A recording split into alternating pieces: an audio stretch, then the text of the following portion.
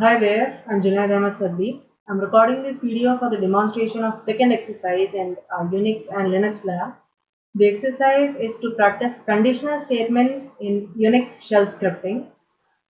Conditional statements are basically those statements which make some other specific actions or statements to execute only if this statement is either satisfied or not satisfied. That means if you are giving a condition, the boolean value must return true or false. Based on that, other operations or other actions are executed. So the conditional statements that we use here are if and case. Using that, we are given 5 questions that we are supposed to execute. The first question is to find the greatest of 3 digits. What we do here is we take 3 digits input, we compare first and second, and then if first is greater than the second one, we compare if first is greater than the third one. If both conditions are true, first is the greatest. Otherwise, if first is greater than the second number and first is not greater than the third number, that means third digit is the greatest here. If both the condition fails, second digit is the greatest. So to save the time, I have executed the program and have taken the screenshot.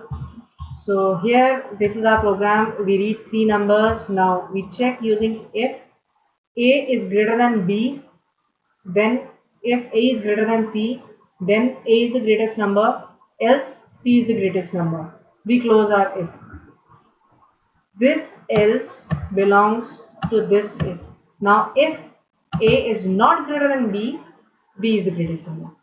So input we are given as 4, 8 and 6. 8 is the greatest number which is printed here. Next question is to create student's grade calculator.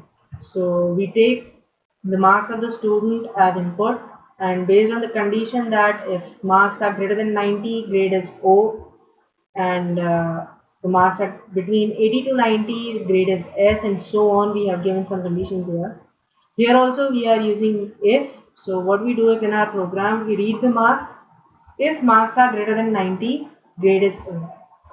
Else if marks are greater than 80, grade is S.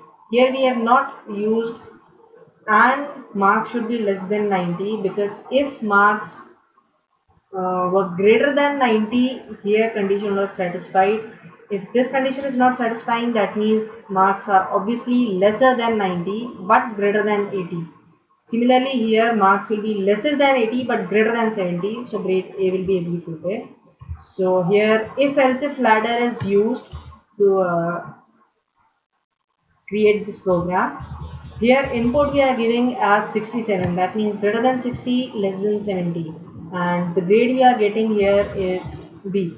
So if we just go on and check, if it is greater than 60 but less than 70, the grade is B. So the program is working fine. Next question is to create an electricity bill calculator. So condition here what we have given is for first 50 unit the rate is 0.5 rupees per unit. Next 100 units 0.75 rupees per unit. Another 100 units rupees 1 per unit. If the energy consumption is even more than that, 1.25 rupees per unit. So here we have used conditions if unit is greater than 50, we multiply 50 by 0.5, we subtract the unit by 50. Next we do is, here we are not using else if because these conditions might be satisfied at different levels. Suppose I'm giving the input as 250, then the value is greater than 50. After subtraction, it is greater than 100. So we cannot use else if here. We have to use multiple if conditions. Now, if again it's greater than 100, we multiply 100 by 75, subtract it by 100 and add it to bill. But if it is less than 100, we multiply the value of u by 0.75, add it to the bill variable. Similarly, for the next if condition, we just use 100 because we will be multiplying 100 by 1, so that single statement doesn't make sense. It's unnecessary multiplication. We are just adding it by 100 and subtracting the value of the units by 100. And if it is after all these operations, still if the unit is greater than 0, then whatever value we get, we multiply it by 1.25, store it in the bill variable, and we just display it here. If we are giving input as 85, here we get as unit greater than 50, but after the subtraction, it's not greater than 100. So final output we get is 51.25. That's the bill. Next, to check the alphabet is vowel or consonant. So we know a vowel is A, E, I, O, U, caps or lowercase. So here we have used if condition with logical operation or. If this character is equal to capital A or capital E or capital I, capital O, capital U, otherwise small a or small e or I, O and U, then echo that the character is a vowel, else echo character is a consonant.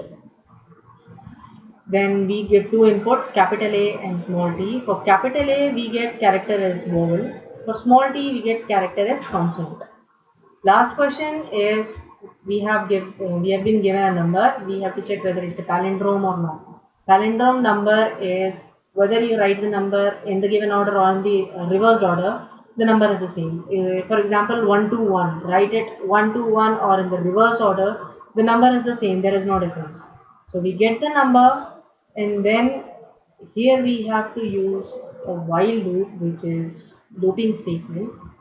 What we do first of all is we take the last digit and then we multiply it to a variable that we have created. We multiply it to 10, add it to the variable that we have created, and we do it until the value gets 0, so that we've got the reverse of that number.